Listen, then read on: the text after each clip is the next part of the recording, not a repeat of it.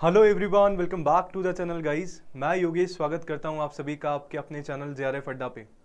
दोस्तों, सभी को पता है अपना जो ईएमआरएस का एग्ज़ाम है 2023 और आपका DSSS दोनों की वैकेंसीज आपके पास टीजीटी और पीजीटी दोनों एग्ज़ाम के लिए आपके पास आई हुई हैं।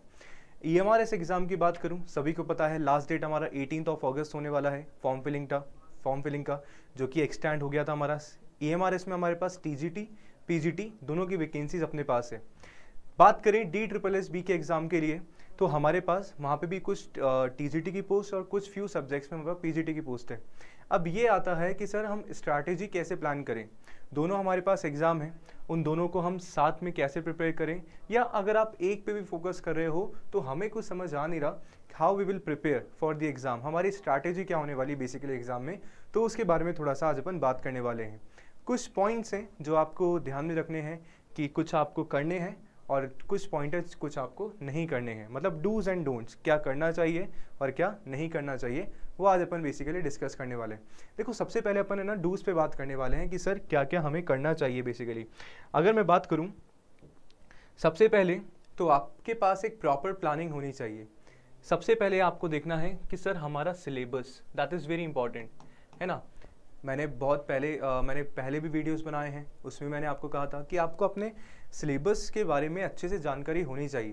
जब तक हमें पता नहीं है कि हमारे सिलेबस में बेसिकली आ क्या रहा है, हमारे टॉपिक्स कौन कौन से हैं और मुझे कौन से प्रिपेयर हैं और मुझे किस में और अच्छे से फोकस करना है, तो पहले तो फर्स्ट ऑफ ऑल आपको उसको सेग्रीगेट करना होता है।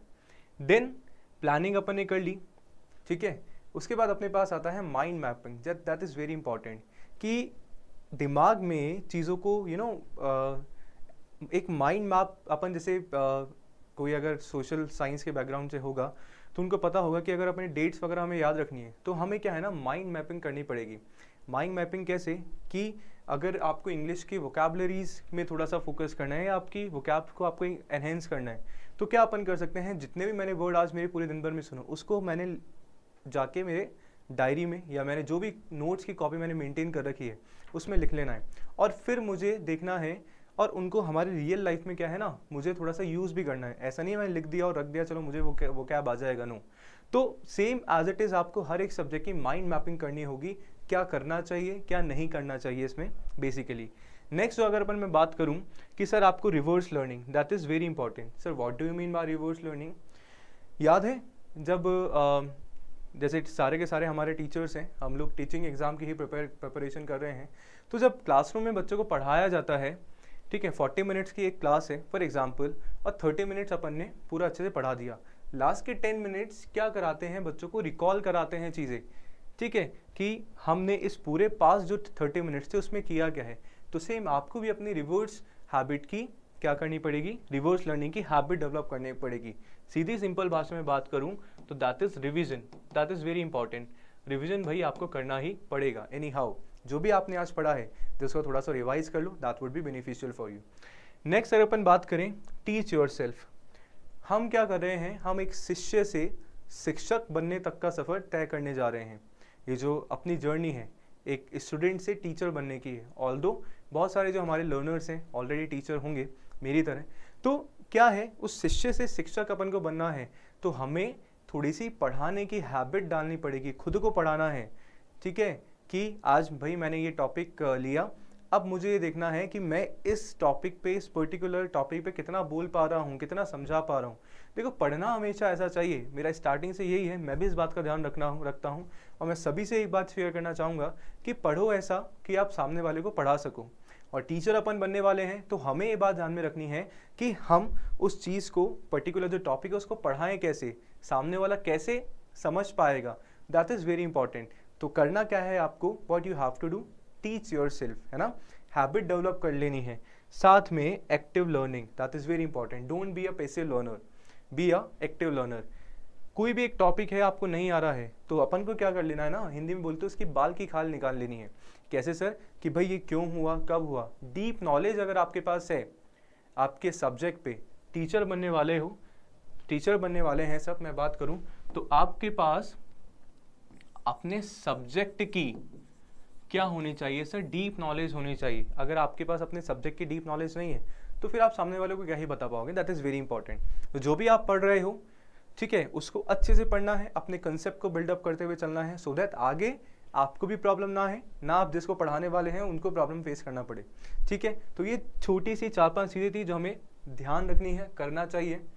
नेक्स्ट अगर अपन बात करें सर डोंट, क्या नहीं करना चाहिए, फर्स्ट ऑफ ऑल है क्या नहीं करना है अपन को, फिक्स्ड लोकेशन। फिक्स्ड लोकेशन का मेरा यहाँ से तात्पर्य है, मतलब है कि कि एक जगह पे बैठ के, इन द सेंस बहुत सारे हमारे लर्नर्स हैं, बोलते हैं कि हमें रात को पढ़ना पसंद है, कोई बोलता है हमें सुबह दिन में हमारी पढ़ाई हो जाती है, रात को हम नहीं जग पाते हैं। ठीक है, और कोई 4-4 5-5 घंटे कंटिन्यूसली पढ़ लेते हैं।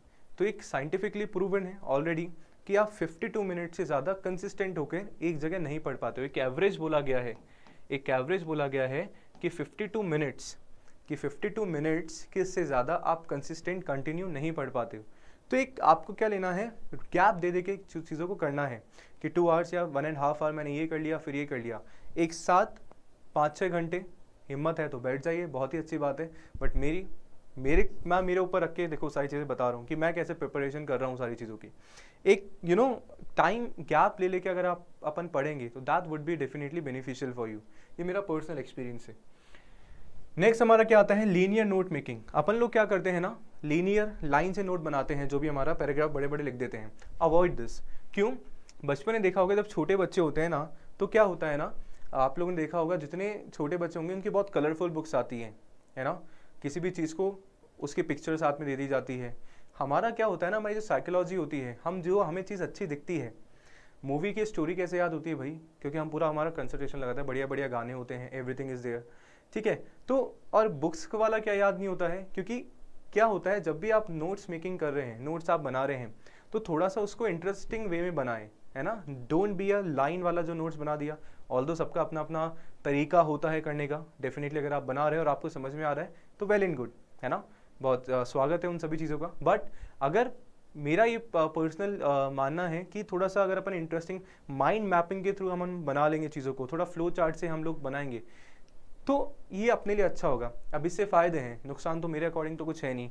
आपका टाइम सेव होता है नोट्स बनाने के लिए, साथ में जब आप रिवाइज करने बैठते हो, है ना, तो पूरा का पूरा जो पिक्चर है आपके सामने क्लियर हो जाती है। तो ये बातें हैं जो मैं आपसे कहना चाह रहा था। नेक्स्ट मैंने आपको बताया कि करना क्या चाहिए सर, आपको एक्टिव लर्नर आपको बनना है, पैसिव लर्नर नहीं बनना है आपको। सर पैसिव लर्नर मतलब थोड़ा सा पैसिव लर्नर होते हैं तो थोड़ा मोनोटोनस हो जाता है, बोरिंग सा हो जाता है कि हाँ ठीक है इसका आंसर है, दैट्स इट, इसके आगे मुझे सीखना ही नहीं है। देखो सीखने की चाह है ना, आपकी ज़िंदगी की आखिरी सांस तक होनी चाहिए, मेरा ये मानना है। क्योंकि आज अगर मैं बात करूँ, मैं भी बहुत कुछ चीज़ें सीख रहा हूँ, डेफिनेटली आप लोग भी बहुत कुछ चीज़ें सीख ही रहे होंगे।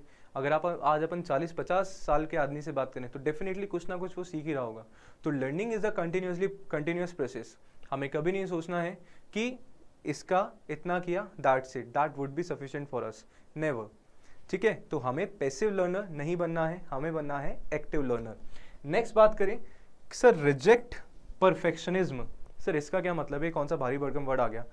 परफेक्शनिज्म का मतलब बेसिकली क्या है कि आपको दिखाना नहीं है किसी को कि यू आर परफेक्ट और नॉट। दुनिया वालों की नज़रों में तो आप एक नंबर के निकम्मे इंसान हो, फॉर एग्जाम्पल, है ना, बट आपको अपनी नज़रों में बहुत अच्छा होना चाहिए।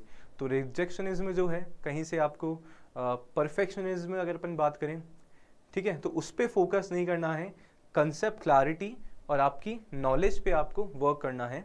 तो ये 2-3 चीज़ें थी जो मैं आपको बताना चाह रहा था। एग्ज़ाम बहुत हमारा एग्ज़ाम बिल्कुल हो सकता है कुछ आगे वाले जो महीने हैं उनमें, तो तैयारी को अच्छे से अपन को करना है डेफिनेटली। एंड बाकी तो मैंने आपको बता ही रखा है, डेट हमारी जो लास्ट डेट है 18 अगस्त है, फॉर्म आप फिल कर दीजिए। EMRS का बेसिकली, EMRS में प्राइमरी पोस्ट अपने पास होती नहीं है, मैंने पहले ही वीडियो में बता दिया था। फिर भी चैनल पे फर्स्ट टाइम आए हैं आप लोग तो चैनल को लाइक सब्सक्राइब एंड शेयर ज़रूर करिएगा। और बाकी का जो टीचिंग एग्जाम से रिलेटेड अपना वीडियो है डेफिनेटली मैंने वहाँ पे पोस्ट करा है, तो आप वहाँ पे जाके गो थ्रू हो सकते हैं। बाकी और ऐसी अगर कोई हमारे एग्ज़ाम रिलेटेड कुछ न्यूज़ आता है तो डेफिनेटली मैं आपको बताऊँगा। और बाकी सभी को पता ही है कि 15 अगस्त 15 घंटे, ठीक है, पेपर 1 अगर आप UGC नेट को टारगेट कर रहे हैं, if you are targeting your UGC NET को आप अगर अपन टारगेट कर रहे हैं, तो सर क्या करना है, 15 अगस्त को क्या लेके आ रहे हैं, 15 आवर्स की क्लास जो आपका पूरा का पूरा किसके लिए होने वाला है, सिर्फ फॉर पेपर 1। ठीक है, तो देखना ना भूलें, 15 घंटे आपका लाइव सेशन चलने वाला है। तो बस बने रहिए JRF अड्डा के साथ। चैनल को लाइक, सब्सक्राइब एंड शेयर करना ना भूलें। Thank you so much. जय हिंद, जय भारत।